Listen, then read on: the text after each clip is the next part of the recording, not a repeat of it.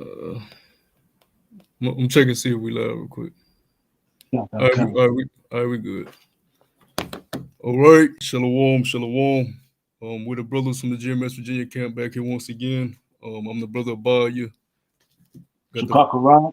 yep, and before we get started, like always, I want to give all praises and glory to Yahweh, Bahashem, Yahweh Shah, Bahashem, Hakwadash.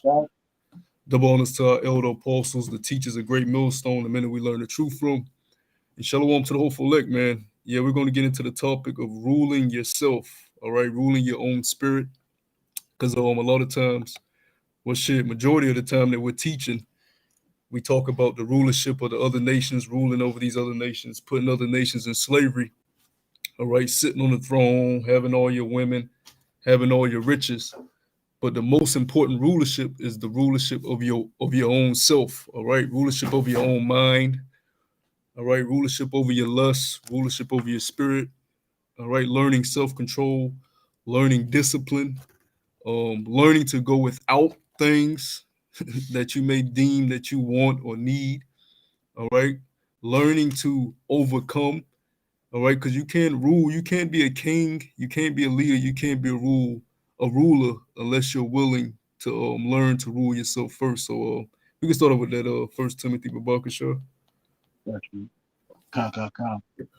First Timothy 3 and 1. This is a true saying. How it sound? Sound good over there? Yeah, you sound great. Come. This is a true saying. If a man desire the office of a bishop, he desire for good work. Verse 2. A bishop then must be blameless, the husband of one wife, vigilant, sober, of good behavior, given to hospitality, after teaching. I can say one thing when it says husband of good wife, a lot of women try to use that. See, but that's just using wisdom, especially in this day of time. You got to go into the history of what was going on during the time of the Book of Timothy. You'll get more understanding. Verse 3. You want to? Yeah, You want yeah, to? yeah. Because when it goes to being a bishop, basically you're a teacher, you're a prophet also. All right, so you don't have time to be delving with many women. All right, so it behooves a bishop, a prophet, a teacher to have one woman. All right, we ain't in a time of being with multiple damn. You can't even balance one woman in captivity, man. So when the book of Timothy was written, all people were under captivity still under Rome. So you have to understand, you being a bishop during that time, why the hell would you have 3, 4, 5, 6, 7, 8, 9, 10 women? That's hindering your growth and that's hindering your leadership within the church, within the body. All right, we ain't in the time of stunting and showing out. All right, and that's going into the topic of ruling yourself. You have guys that wake up and be a Hebrew Israelite and say, "Oh yeah, I'm about to get all the women I can get," not realizing, hey, this is just the beginning of you working on yourself. All right, you didn't come into the truth to get 20, 40, 50, 60, 100 women right now. You came into the truth to put off that old man and grow into the new man. You got something, bro? Remember, prior to you waking up in this truth, you were underneath the tutelage of your mother. So you got that Queen of Heaven worship. You're a simp, and again, you don't know how to control your emotions. So what are we doing now? We're learning how to control our mind, control this flesh that's been given to so much pleasures, and basically Esau and the Queen of Heaven monitoring and governing our whole thought process. You got it, bro. Yeah, that's right. So you know, I know because I know brothers have trouble with that. All right, because we all love women, and this lesson isn't talking about women, but that's just where the spirit got it at this one verse. Brothers have a hard time with might not being able to have women right now, or maybe not being able to control their loins and doing too much when it comes to women, and not focusing on self control and discipline. So that verse that the brother just read, if thou be a bishop, see that you have one wife. Which, if you want to be technical, none of these women are your wives according to the laws of Yahweh Shem Shah. All right, unless we're sovereign, all right. Until we get out of the hands of our enemy and we have sovereignty, you don't have control over your kids. You don't have control over your woman. She can leave you at any moment. Your children can be taken from you at any moment. So you have to be focusing on yourself. Now, if the Lord blesses you with a humble woman with a broken spirit that's working on herself also, then that's a blessing. All right, but you as a man coming into this truth, you have to realize, okay, the work within me begins now. All right, and now I'm not coming into the truth to chase after my lust anymore. All right, if the Lord gives you a little cookie every now and then out the jar, if you're a kid, you see the jar full with the cookies. Your parents sometimes may say, okay, it's Saturday, I'm gonna let you get a cookie out the jar. The Lord does that sometimes with his sons. He'll give you a treat. He may allow you to travel. He may allow you to get you a little cutie you found out at the restaurant or whatever. Little treats every now, but most of the time it don't last long because the Lord wants you focused on the mission at hand, man, which is on yourself. You got it, bro. It says vigilant. I got the definition of vigilant. It says keeping careful watch for possible danger or difficulties. Did you want to expound on that? You got it, bro. Yeah, difficulties, and that's what this truth brings. Well, really, the truth doesn't bring difficulties because it brings light to the difficulties that you're going to have to face. All right. All the tribes are facing difficulties right now, whether they're in the truth or outside the truth. We're all under the curses. But what the truth does is bring light to your struggles. And you're like, oh, shit. Now I understand why I got to go through these things. But how do you overcome? Through the spirit and power of Yahweh Shema Shine, you have to allow the Lord to work within you. All right. Like the scriptures say, if you open the door to the Lord, he'll sup with you. A lot of jakes coming to the truth and just want to willy-nilly don't work on themselves. They want to just throw on the garment, go out on the highways and byways, shout out the so-called white man, and continue to be that old man. All right? Don't have no control over their spirit. Don't have no control over their mind. They're not trying to work on themselves. They're not trying to overcome. They're not even trying to fight. They're not even trying to recognize what the fight is. Your main enemy is yourself. Esau is not the main enemy. Your worst enemy is you.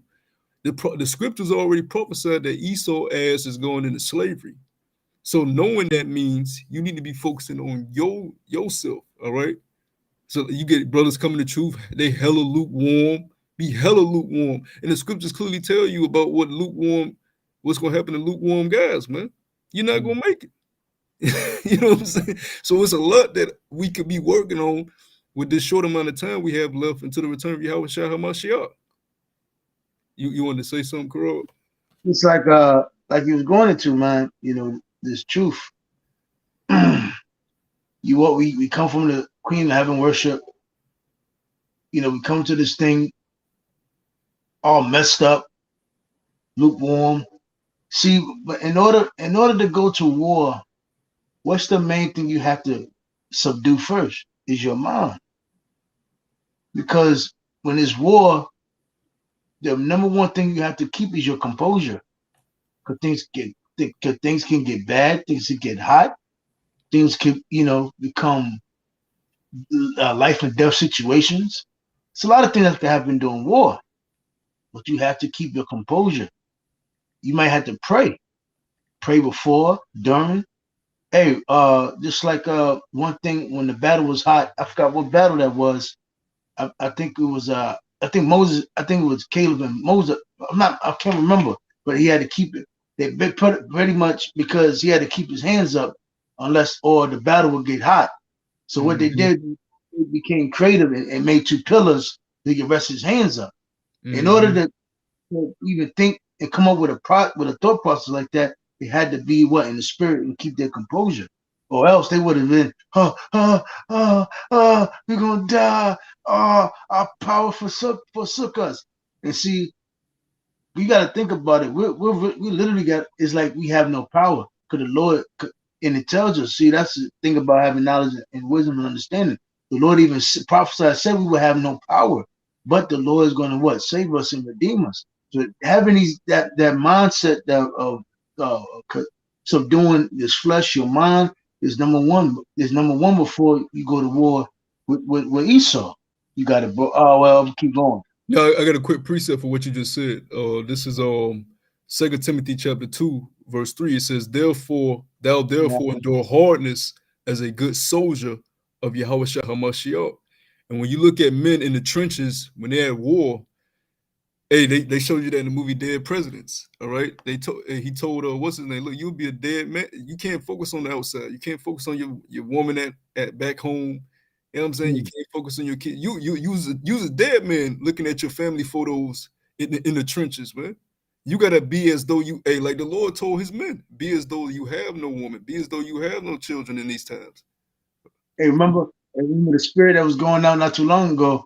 Elder Yashwama did a video on it. A couple other brothers about the not looking back spirit. Yeah. Look back, man. When you leave home, can't be looking back, man. Yeah. You know?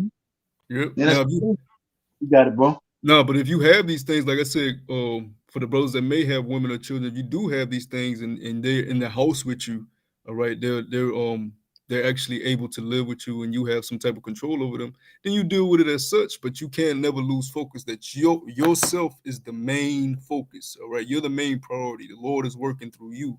You can't even, the scriptures tell you that women shall be saved. If they have a man, they're going to be saved under that man. All right, so here it is. You have a lot on you. You have even more on your shoulders if you have a woman and children under your household, because their salvation depends upon you getting right. All right, they're following after your footsteps. You're the leader of that household, man, and that's what this passage that the brother's reading in Timothy is going to go into. You got it, bro. Verse 3: not giving to wine, no striker, not greedy of filthy lucre. Yeah, like not giving the wine. No striker doesn't mean you can't drink, but it means don't let the drink rule you. All right. Now we have slippers, but a lot of times you'll see guys, they let the liquor rule them. Ain't nothing wrong with drinking, throwing back. That's part of our culture. But here it is, you done drunk too damn much like a nigga in the world, and now you showing your ass amongst brothers that's over you, you know, and brothers looking at you like, what in the fuck? And brothers will take a mental note and just and let it ride and be like, yeah, you got to watch this guy, man. You know, he lets the liquor rule him. You call him 2/3 up. Yeah, you know, you gotta be able to balance that. You gotta be able to balance all these things. Or like the next thing said, striker. All right. If you know you hot-headed, if you know you was always hot-headed in the world, then you know that's going to be a battle for you coming in the truth. All right. So when those instances come up, you can't just be ready to knock everybody the fuck out. Well, the scriptures on that about a man that rages, a hothead, a man that's quick to, pretty much a raging man. Person that come up from a fiery region or places where that's what you're known for doing, quick talking with your hands first, asking questions later. That's something that you really have to reevaluate in this thing, in the truth of this. Pretty much in this truth, man, is a whole brand new 360 turn of yourself that you have to evaluate everything about yourself. And that's why rebuke counsel is very important, because sometimes it may be something that you don't know, another brother may pick up, and it's good to listen, because it could be to your benefit, for the bettering of yourself. So it says, not greedy of filthy lucre, but patient, not a brawler, not covetous. Yeah, because when you're busy coveting things, all right, that you don't need, you're not focusing on the things that'll help you better yourself within your walk. All right. If you got a car that's getting you from point A to point B and is in good condition, why are you meditating on a Lamborghini, man? You know what I'm saying? And that's just one, example, but you'll get on social media, you scrolling, and you'll start seeing all these things of the world, the glamorous things of this world, and you'll start coveting after these things instead of coveting after your growth in the truth. All right? You get a nice car and they'll put a big smile on your face, but the best feeling that you should have is when you learn a new breakdown in the scriptures. All right? Or you able to you overcame a demon.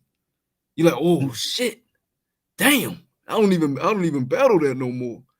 Those are the things that's supposed to give you joy in the world, not, oh shit, I got this woman, oh she a baddie, oh yeah, now you smiling from ear to ear and that's your whole joy. No, your joy should come from overcoming in the truth.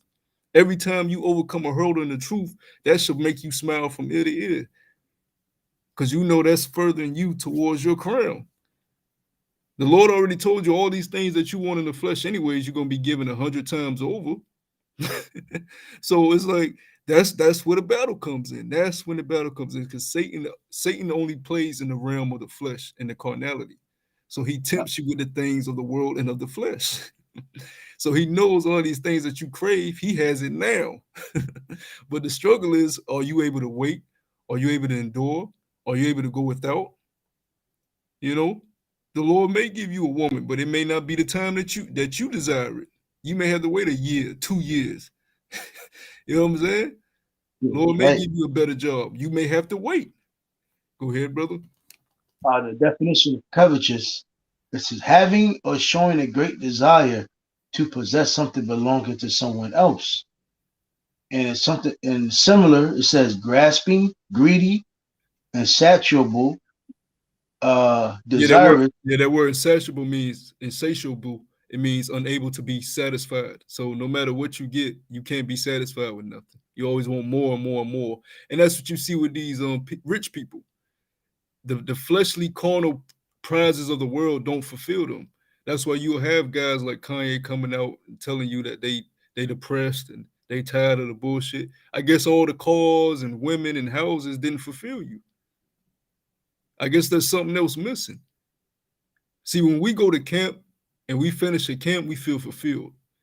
When we do a video, we feel fulfilled. When we watch a brother's video that hits the spot, we feel fulfilled. You don't get that type of fulfillment from worldly things, man. Go ahead, brother. Definition of insatiable. It says of an appetite or desire impossible to satisfy. Yep. Of a person having an insatiable appetite or desire for something, especially sex. Mm. It says unquenchable, unappeasable, uncontrollable, and what was it? It was something else. Oh yeah, covetous. Going back to the covetous.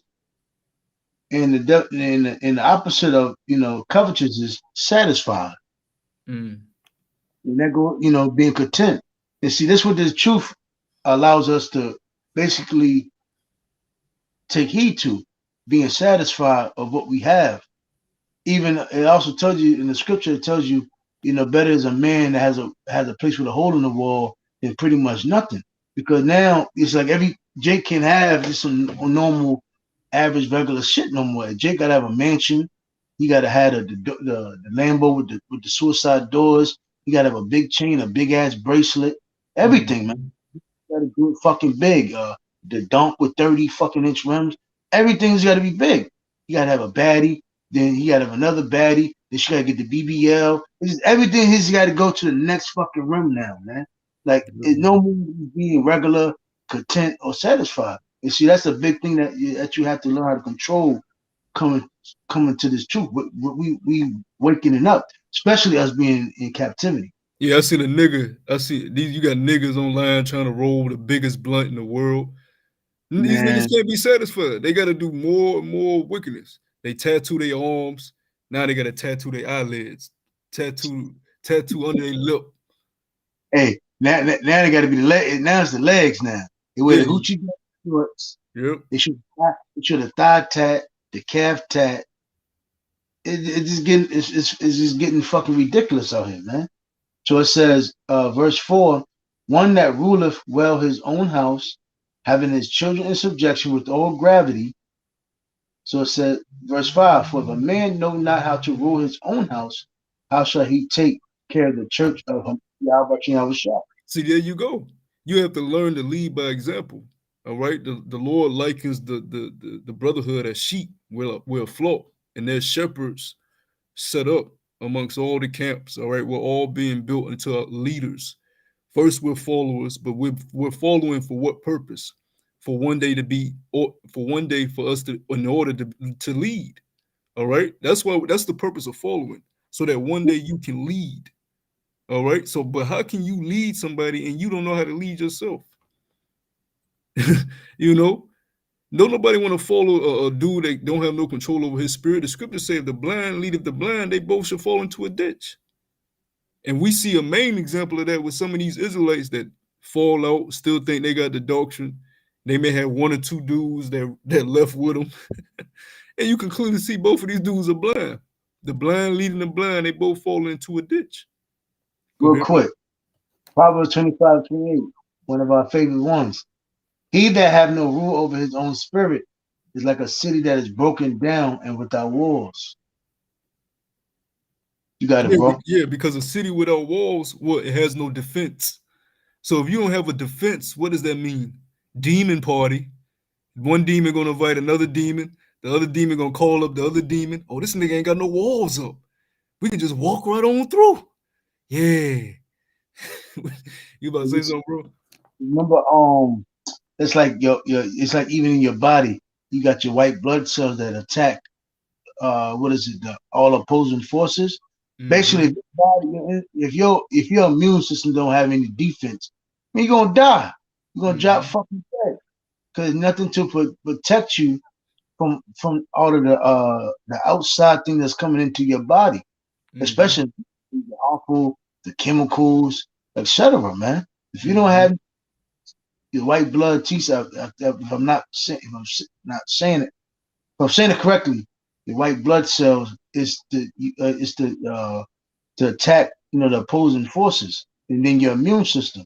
If your immune system ain't working, you're gonna drop fucking dead, huh? So it has to be defense up. So you got again, this how these this how when you go learn a sport, you want to learn what your defense, because you're nothing without unless you got a good defense, man. So I'm gonna keep going. So it says, verse 6, not a novice, lest being lifted up with pride, he fall into the condemnation of the devil. Yeah, how do you keep yourself from staying a novice, from working on yourself, growing? Because you can learn all the precepts all you want. You can learn all the breakdowns. It's easy to get the breakdowns. Just go on YouTube, watch a breakdown video, jot it down. You got the breakdown. All right. But if you're not applying the wisdom that you're getting from these videos, if you're not applying the wisdom that you're reading, all right, if you're not applying, so a lot of times we'll be at camp. I'll say things at camp that I can learn from, because it's the Spirit speaking. At the end of the day, scriptures say, "Where 2 or 3 are gathered, there He is in the midst of us." You can learn from yourself speaking. A lot of times you'll say something and you want to apply it to yourself, which then will make you a hypocrite, man. That'll keep you from being a novice. Go ahead, brother. Definition of novice: a person new to or inexperienced in a field or situation. Yeah, no experience. But how do you gain experience? Trial and error. All right, trial and error. That's the only way you can gain experience. That's the only way you can teach others of what not to do. All right, you don't know not to touch the hot stove until you touch it and burn your hand. Somebody could tell you, "Hey, don't touch the stove while it's hot," but you ain't never touched it, so you still gonna touch it because you ain't experienced it yet.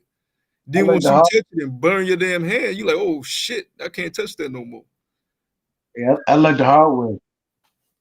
What's that? About touching the stove? Yeah. I never forget, my people was like, "Yo, don't touch the stove when it's on." And of course, like the brother said, you like, why do they tell you not to touch it? Then that should be blazing red. You like, ooh, sit your hand right on it. Yep. Hey, listen, tell you, man. Yep. You learn from experience. You know what I'm saying? A lot of times, even our parents in the world, you know what I'm saying? They, of course, they was off on things, but sometimes, a lot of things they said, they knew what the hell they was talking about because they went through it. So how much more brothers that are in this truth and applying the knowledge that they're learning? All right, they could tell brothers, "Hey, bro, watch out for that. Hey, bro, don't go this way. Hey, bro, don't do that. All right, bro, you need to do better on this," because they're telling you from a place of experience. Hey, mainly our elder apostles, they teach from and shalom to all the beautiful Akim and Walking on the comment board. Walk on the comment board. Our elders, they teach from a place of experience. All right, the things they tell us, they're not just reading it verbatim like some pastor at the church. All right. Hey, brother, can you get 1 Corinthians chapter 9 in the NIV? Come. And I got one precept too, but I'm gonna get that. okay, you get your precept. Okay. Okay. Real quick, Hebrews chapter 12. I'm gonna start at verse 5. And ye have forgotten the exhortation which speaketh unto you as unto children, my son. Despise not thou the chastening of the Lord, nor faint when thou art rebuked of him. For whom the Lord loveth, he chasteneth, and scourges every son whom he receiveth. Yeah, so when you look at Esau, hey, the scriptures tell you because wicked is not executed speedily, wickedness increaseth, roughly paraphrasing. Why? Because Esau doesn't get judged, right? It's like we do. The scriptures clearly tell you, he's not judged like other men. But why is that? The Lord hates him. He's not his son. He's a bastard. The Lord forsook Esau. Scriptures tell you in Hebrews, he sought repentance carefully with tears and could not find it. The Lord is dealing with his children, the sons, Yasha'Allah, the princes, you so-called Negroes, Latinos, and Native Americans. So he's going to scourge you. He's going to beat you, right? He's going to tell you not to touch the stove, and if you touch it while it's hot, not only is your hand going to get burnt, but he going to spank you for disobeying him. So now you got a burnt hand and a sore ass, man. All right, but it's out of love. All right, go ahead, brother. It says, verse 7, if ye endure chastening, Yahweh Shah dealeth with you as with sons. For what son? He don't want his sons to sit on the throne and be rebellious niggards, all right, with no wisdom. You sitting on the throne, you basically like E. You'll get on the throne, because that's what 2/3 are. If the 2/3 was to get the kingdom, they'll do the same thing Esau doing, maybe worse. Poison in the air, poison in the food, all right? Wild ass feast days, all right? Our women will be twerking all over the place. Same thing if we get reparations right now, a nigga just go, because a nigga don't have no understanding. The nigga don't have no wisdom, no judgment. He's not circumspect. He's a bat. They're the bastards right now. So they'll be left to their own devices. And they've been given to their own devices. If you give a nigga reparations money right now, hey, stay away. Yep. Like the brother was saying, you think niggas is doing dumb shit now. If a nigga got reparation money, can you imagine what he gonna do with that money? Yep. Hey, a brother on the comment board put, a hard head make a soft ass. He used to hear that all the time growing up. Yeah, that's a saying Jake used to say. A hard head make a soft ass. But the Lord deals like that. One of the laws is what? Spare not the rod. All right. Train up a child in the way they should go, and they shall not depart away from it. So what you're seeing is the Lord told us to be born again, to be like babes. So he's training his children up in the way that they should be, so we shall not depart away from it. So once we come into our inheritance and get our crowns, get our thrones, we're going to know exactly how to deal. We're going to know how to rule because we've learned how to rule ourselves. Even before we get beamed up in those chairs, all right? During Jacob's trouble, we're going to be learning how to overcome even more, how to rule ourselves even more, how to fight off demons even more, how to maneuver through certain situations, how to use wisdom, like with Solomon when the two women were fighting over the child. All right, this is my baby. No, it's my baby. It's my baby. And in the heat of the moment, he had to make a decision right then and there as the king of the nation. And he said, "Look, cut the baby in half. Give one half to this lady. Give one half to that lady." And the mother, because he knew with the wisdom that he was gifted with, he knew that the mother would cry out like, "No, I don't want half of my baby. Don't chop my baby in half." But the woman who baby it wasn't, she didn't even utter nothing because she was like, "Shit, I don't care. Chop the baby in half." Neither one of us have it. That was a wise decision. Those are the type of decisions we're going to be able to make with the Lord dealing with us. You wanted to say something, bro? Because going back to we've been groomed to learn. Hey, what we're really seeing in front of us with the 2/3, with this wicked fucking devil Esau, the so-called white man ruling the earth, we're really seeing and understanding the importance of the law, statutes, and commandments. We see why we were punished and why we needed to be punished. And it even tells you going back to the the poster child, the parable about the poster child. Now we're understanding, since we deterred away from Yahweh Shah and we're putting in a captivity land, and now we seeing what our people have become to, and we got this wicked ruler just this. We're another thing, we're angry because like, this devil is like this. The earth doesn't even have to be like this, but we have to be in control. I mean, we have to be in rulership underneath Yahweh Shah for the earth to become to this fullness over again. Because since we had this devil ruling, and now our people are in subjection in a homeborn slave, bro, our people are fucking slaves to this devil. Because what? Because they don't know the law, statute, commandments, man. So now we're understanding how, hey, when the Lord said, you should be as a God, you should be as me. I made man in my own image. We're supposed to have expertise in having judgment and being circumspect, man. But we know in the kingdom we're going to be perfect, made perfect. The law's we're going to know all 613 laws, and we're going to walk perfect. But right now it's a trial and error. We're being confined, we're being refurbished, packaged, and being how you say it, tried as gold in the furnace. Yep. To be made acceptable, because the scripture say what we should be a light unto the Gentiles. How the hell can you be a light if you're engulfed in darkness all the damn time? And so the Lord has to knock all that muck and dirt off of you. All right. And that's not a smooth process. All right. When gold is being dug up, that's not a smooth process. All right. You don't just go in the ground and just pull gold out and it's just sparkling and shining. Man, it's a tedious process digging. It's a tedious process cleaning. And then you got to go into the refinement process of that gold. Go ahead, brother. And you have to find where the gold is at. Go ahead, brother. We're ready to meet our bridegroom, which is Yahweh Shah.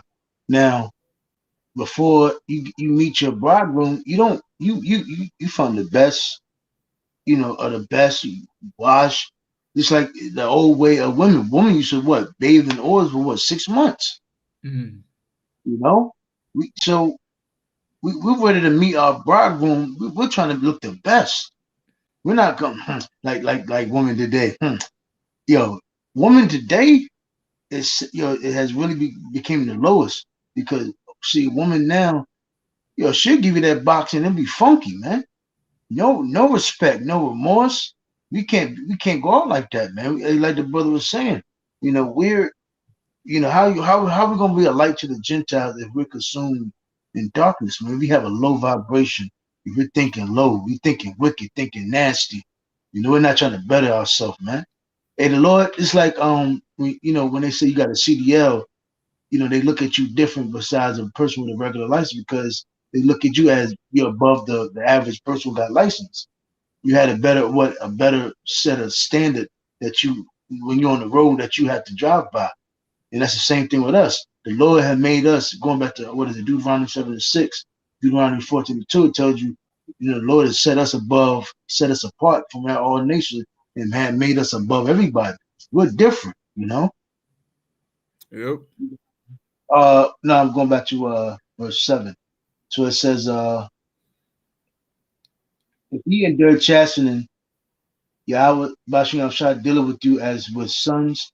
For what son is he whom the father chasteneth not?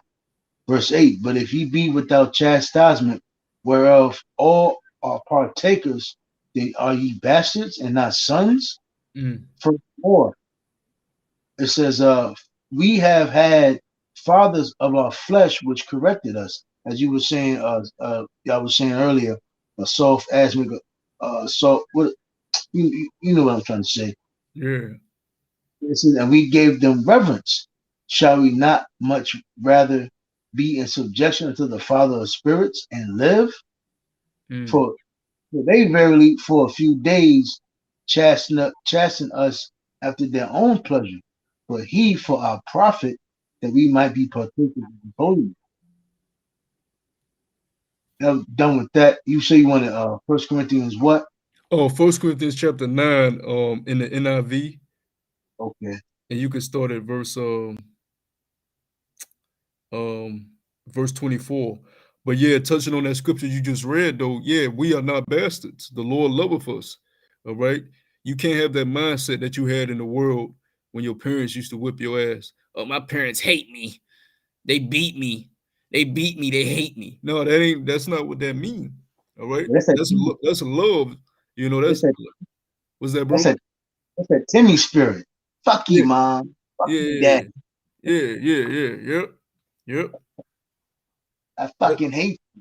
that's love. Correction is love. That's why you have brothers coming to truth with that nigga mindset when they get corrected and they look at it as hate and not love. Or y'all picking on me. Y'all singling me out. Right? When really no, we just want the best for you. We just want you to be the best man of the Lord. We want all our brothers to be the best men of the Lord they can possibly be, to utilize this gift they've been given to their maximum. All right. Here it is. You got a gift and you sitting on it. Don't think of putting the candle. Brothers will think, oh, because I go down the highways and byways, I'm not hiding my candle. Shit, if you're not utilizing your gift to the full extent, you are hiding it. All Yep. right. The Lord this is a precious gift we've been given. If you're not hot with it, if you're not hot with your portion, the Lord can easily take it away. It's a gift that was given. All right. Just like he gave you the proper understanding, he can easily take it away. You got it, bro. It's like that the parable about the penny. You get that penny, he supposed to flip that penny. Dime, nickel, quarter, etc. You're not supposed to he give you a penny, he come back, you still got that same penny. That means you ain't got no ambition, you ain't got no drive, man. And really even in society, you know, if you ain't got no ambition, no drive, what happens? You toss to the wayside. You're like a sloth, you're a fucking loser. Hey, the world is full of losers, man. You don't want to be considered a scumbag, a fucking moron, or a loser. Uh, uh, 1 Corinthians 9:24. It says, "Do you know, Salaki? Do you not know that in a race all the runners run, but only one gets the prize? Run in such a way as to get the prize. Everyone who competes in the games goes into strict training. They Yeah, it do it goes into to get." strict training. Goes into strict training. Strict. Look at that word strict real quick, Babakashaw. Yeah. Because you'll see boxers, you'll see athletes. You see the glory of them when it's game time, when they're on TV and they got the crowd watching them. But you don't see the strict regiment waking up at 5 a.m., 4 a.m., running with a weight vest on up a mountain. You know what I'm saying? The trucking through tough terrain, building their mental up. All right. Hey, you got these Olympians, right? The Olympics come how many years are the Olympics set apart? The major Olympics. What is it like 6, 7 years? Huh? The World Cup is for, I Like think that the world, like the major Olympics is like 6, 7 years. It's a long time. 4, 5, 6, 7 years. You'll have these gymnasts and these track stars. They will train for years just for this big moment on the world stage. All right, like the brothers reading a race, but one get the prize. They're in strict. That takes hella discipline to train for years. All right, for years. No glory is coming your way. No awards are coming your way. Nobody's shouting your name. Nobody's posting you on social media. But you got on your mind when the Olympics come out. This 5 years that I've been training is going to be worth it because I'm going to show out on this world stage, and that's what this truth is like. Nobody sees the strict regiment that you're doing behind closed doors. Nobody's seeing how much you're on your knees praying. Nobody sees how much you're fighting to break off that old man and overcome. How much, it's bro? for 4 years. All right. That's a long time when nobody giving you any praise and glory, and you have to wake up every morning and work out. When you're weak, when you're tired, when you're depressed, you can't make excuses. You can't tell your trainer, I had a bad weekend. I had a bad week. I can't train. You can't train. Well, you don't want the gold medal then. Mm-hmm. You gotta train when you're depressed. You gotta train when you in a good mood. You gotta train when you weak. What's that, bro? Train when you don't want to. You gotta train when you don't want to. That's the only way you're gonna receive your glory. That's the only way you're gonna receive your crown. And then when they get on that podium with the gold medal, it's all worth it. Shit, even the ones with the bronze medal be happy because they understand how much work it took to even get to that point. And they had the Olympics with all the nations there, and they were able to get a medal. You may look at that bronze medal and say, man, that's a fucking bronze medal. He didn't get the gold or the silver. But that person that got that bronze, like, nah, nigga, you don't know what it took for me to even get here. I'm gonna hang this bronze up on my wall. Mad countries be there representing. Yep, hell yeah. You know what I'm saying? You got it, bro. Oh, did you get that word strict? Yeah, I got two definitions. So it says strict. It says a stringent and requirement or control under strict orders, severe in discipline, in the flexibility maintained or adhered to, rigorously conforming to principle or a norm or condition, exact, precise, tight, close. The other one I have is demanding that rules concerning behavior are obeyed and observed.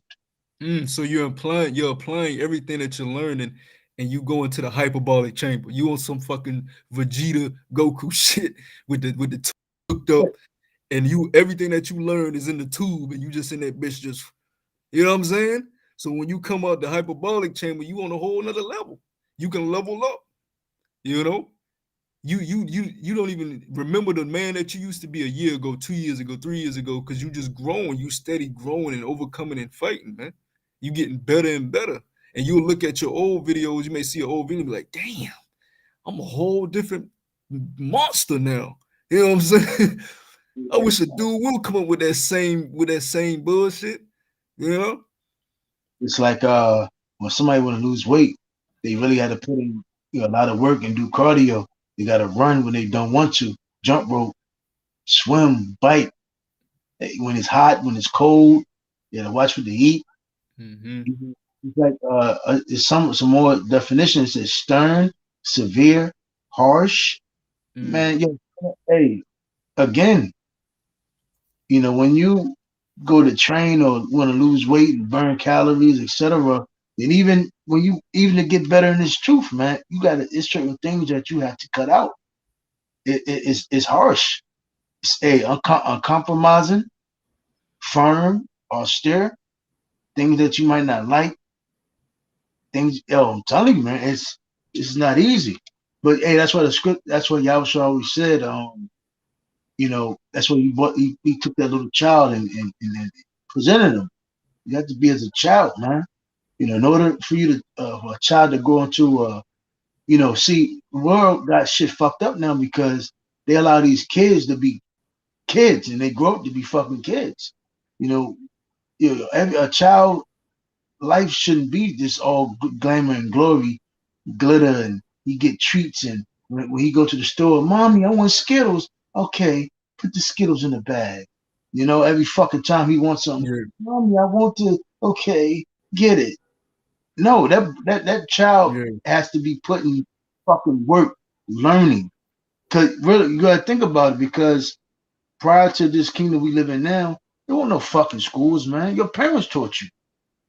Mm-hmm. So going back to what were we at? First Corinthians. So it says First Corinthians 9. It says verse 25. Everyone who competes in the games goes into strict training. They do it to get a crown that will not last. Wow. Yeah, because you look at it, like I was using the analogy of gold medals and championships. All that's going to fade away. Shoot, even before the destruction, you may die. You got a lot of these celebrities that just passing away now. You may die, and nobody's going. They may talk about you for 2 weeks tops, and then the next big topic of discussion is up. That's a corruptible prize, man. What we striving for, we should be going even harder in the paint for it, because we have a crown that's coming that's never gonna fade away. For all eternity, we're gonna sit on these thrones. For all eternity, we're gonna be a light unto the nations. For all eternity, we're gonna live, throughout the universe. All right, through all eternity, we're gonna have dominion over the earth, rule over the earth. It's never gonna end. So how much more us that's coming into this truth to fight even harder? Hey, like the scriptures say, let no man take thy crown. I always love to say this. You will be the man to take your own crown, man. Mm. You will be that man. Because you don't want to do the necessary things it takes to overcome, man. You got it, bro. It says, they do it to get a crown that will not last, but we do it to get a crown that will last forever. Yeah, that hits it straight on the point. We do it for a crown that will last forever, man. Never going to fade away. Never going to be, taken away from us. All right. Esau is never going to be able to come again and rape our women, sell our kids off, butt break you. All right. All that's going to be done away with. He ain't going to be able to control Hollywood, control the media, and write lies about us. All right. We're going to have control over the earth. We're going to have control over the media in that day. What gets pushed out. They're not going to Yeezy you, make you say something, make you say sorry. Yeah. All this bullshit, then get the little old Jungle Boo niggas to come up, attack Kyrie, to attack Yee at the same time, but these Negroes don't say nothing to Massa. But 6, yeah, you niggas are a trip, man, because you've been programmed to love this fucking cracker, this devil, your enemy. So it says, therefore I do not run like someone running aimlessly.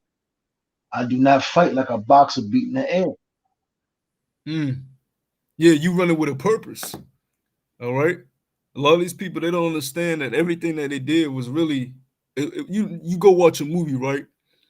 And you have the protagonist. You have the hero, you have the villain, and you have the drama that's in between.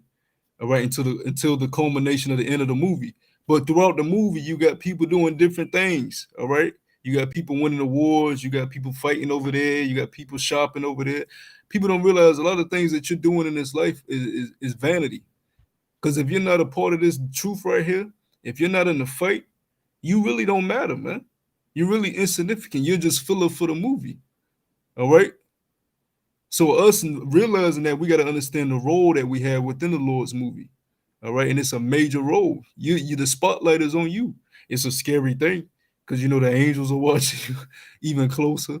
The Lord got his eye on you, but you've been given this role. You've been casted into the slot of a main character, man. And this character's role is to overcome the wiles of the devil. And like the brother brought out, there's no compromising. All right. There's no maybe I'm gonna do this. It ain't no gray area. None of that. The scripture, the Lord said, let your yea be yea, your nay be nay. Once you come into this truth, you sign that dotted line, that's it. All right? Ain't no change in your mind. Because as soon as you do, the Lord gonna fuck you up, man.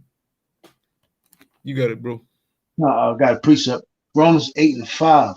For they that after the flesh do mind the things of the flesh, but they that are after the spirit, the things of the spirit. For to become, so you always want to feed the spirit more than you feed the flesh. All right.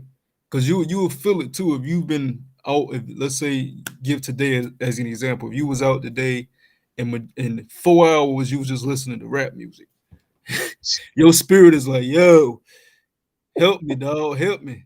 I need you to feed me. Listen to a video, listen to one of them brothers' videos. You know what I'm saying? Pull some scriptures up. Your spirit is moaning and groaning. Because once you start feeding the flesh so much, now you're minding the things of the flesh. Now you start thinking about your ex in the world. Now you start thinking about women you can't have. Now you start thinking about the stuff you don't got in the world. Because all you've been doing is feeding the flesh. So now the flesh is overtaking your mind. And that's the battle. We all deal with it. You had them days you be like, damn, I wasted half my day doing bullshit, man. But the Lord, what the Lord wants is for you to try, though. All right. He knows you're gonna fail, But like we were speaking about earlier, trial and error brings experience. All right, you got to be in the fight to win. you want to say something, brother? Oh no, I was gonna say, you know, listen to rap, man. It have you thinking, yo, when that nigga looked at me like that, I should have said something, man. I should have did something. And that's, again, going into you listen to rap music all fucking day, that's when all that carnal shit, especially man, if that shit just start overtaking you, and that's all you're listening to, you're not watching videos, you're not, again. Another thing too, man, in this truth, man, you ought to be diving into a lot more different type of music anyway. Like rap music should slow. I'm not gonna say it should phase out, but it should slowly but surely be like something that you don't listen to a lot because there's a lot of good music out here, man. Like, seriously, Yep. Jake created all music. Jake has dived and created a lot of good music, man. Even those Jakes that look like other nations, but they're really Jake. They make some nice music. So again, we got to remember King David played the harp. Them demons jumped out of Saul. So again, man, it's some good music out here. I behoove you to listen to music besides listening to rap music. Tell me, man, you riding in your car, the demons rouse up, man. It says verse 6. It goes right into what we're talking about. For to be carnally minded is death, but to be spiritually minded is life and peace. And listen to that rap music, man, that's all about death. And again, this is what starting with our apostles on down. We've been saying this, and to the brothers on down. But again, these celebrities are coming forth. That's all you hear. Kill a nigga, sleep, fuck this nigga girl, kill a nigga, shoot a nigga, beat this nigga up. Going back to 3 6 Mafia, the whole what is it? The boom bap New York music, all type, man. It's a bunch rap, gangster rap, NWA, a lot of it, man. So and it's just death, and death. Even the R&B music is trash. It's that sleep around, lust, insatiable desires. Baby, I'll fill you up. And I'm like, yo, your man can't do it like me. I'll fill you. It's wickedness, man. But going back to First Timothy 3 verse 7. Moreover, he must have a good report of them which are without. Sorry, verse 6 again. Not a novice, lest being lifted up with pride, he fall into condemnation of the devil. Yeah, you got a lot of novices in the truth, man. They're, like I said earlier, it's easy to watch a video and jot down breakdowns, man. Anybody can do that. But you have guys do that, and now they think they're on some level, and they haven't been applying anything that they've been learning. So then when a situation comes up where they all tried, they easily fail the test because they haven't been applying it. They haven't been working on themselves. They'll get around brothers and do certain things that expose it. You don't want to be that guy. You want to be the guy that people are seem like, yeah, that brother changed, man. That brother working on himself. You want to say something, brother? It's some rap music, and man, he must think I'm pussy or something. He got me fucked up.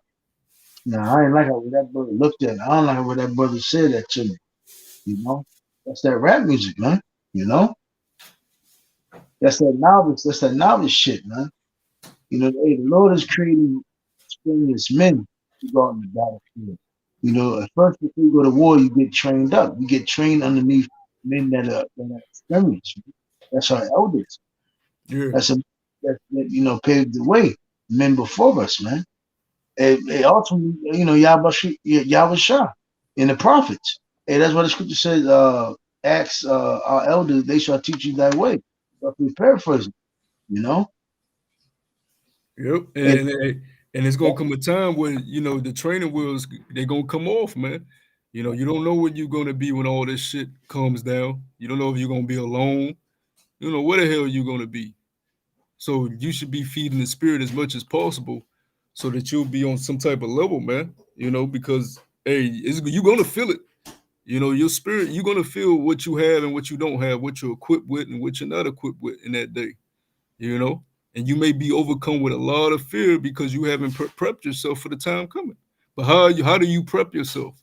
By applying what you're learning. All right. When you're doing these videos, when you're studying, when you're reading, you're building your spirit up. All right. You're not just doing it just to do it.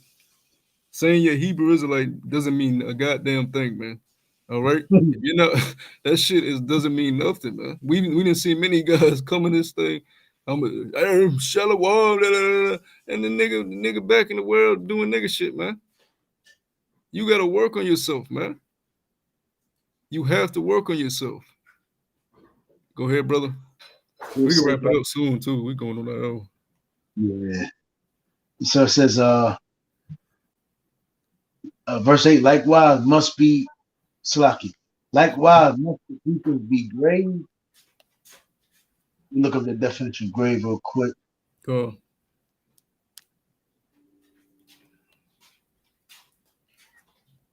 I think that goes into being sober. I'm going to go to the ruler.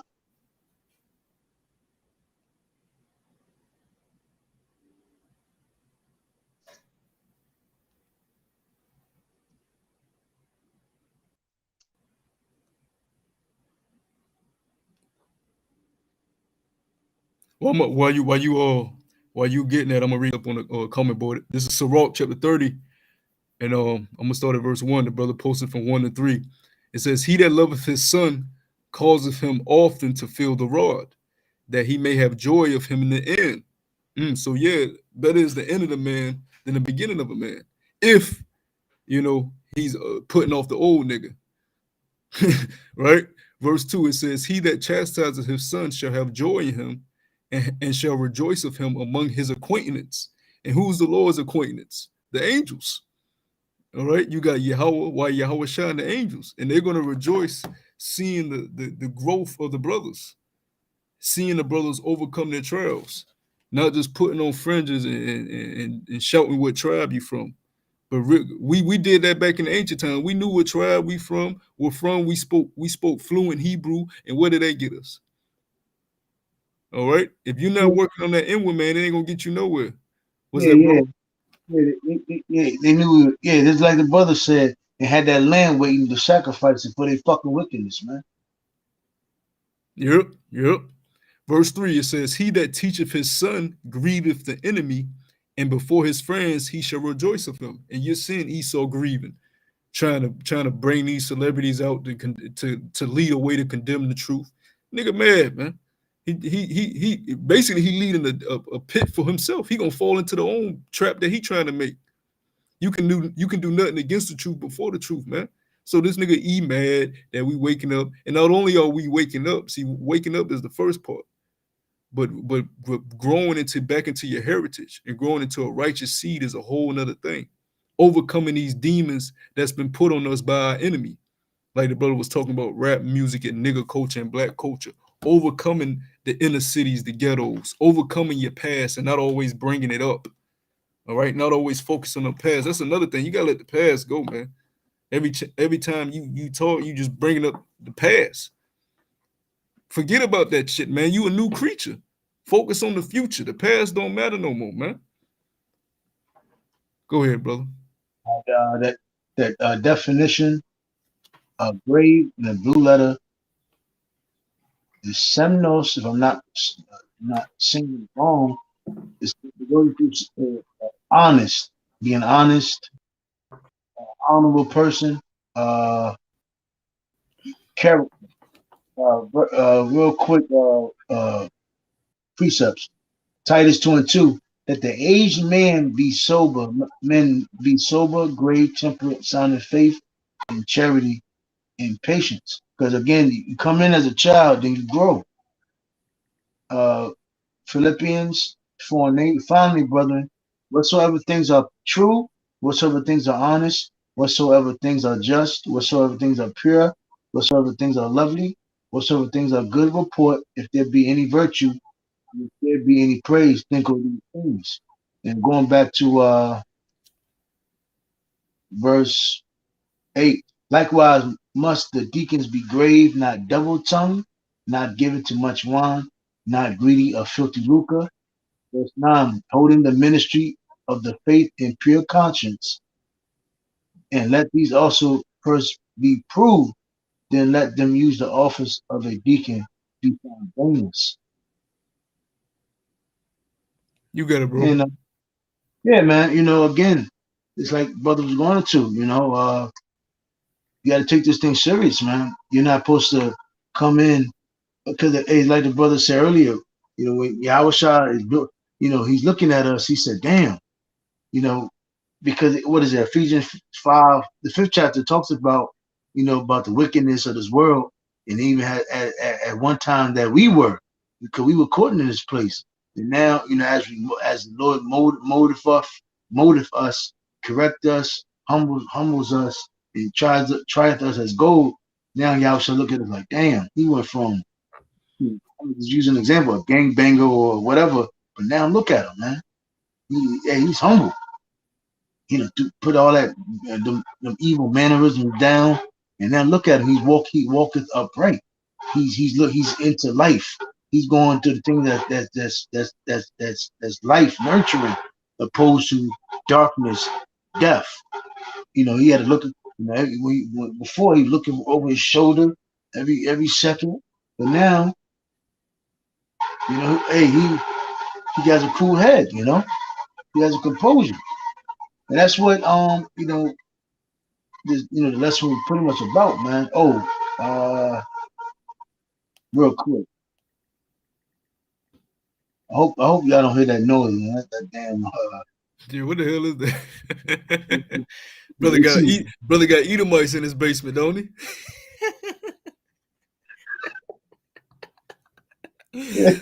It's Shilaki, man. It says Colossians 3:2. Set your affection on things above, not on things on the earth. For ye are dead. And we can end it with this. He are like head with Hamashiach and Yahweh.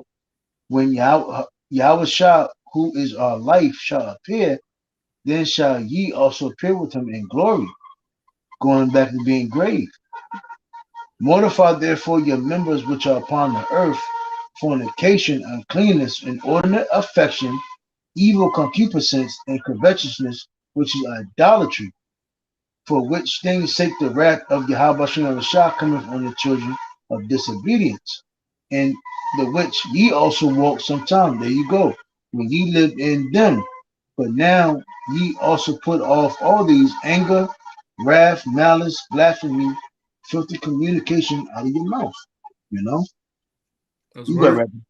And you do that by what? Learning to rule yourself first. So, it's all good and dandy wanting to rule over the heathens. We're going to do that. We're going to beat them over the head with that rod of iron, and we're going to do all that. But right now, we're supposed to be focused on ruling ourselves, man, so we can get to that point. So we hope this was edifying, man. Lord willing, you take from it what you can. Like always, want to give all praises and glory to Yahweh, Bahashem, Yahweh Shah, Bahashem, Hakwadash. The bonus to our teachers, the elder apostles of Great Millstone. Shalom to the full leg. The water to everybody on the comment board. Shalom. Shalom.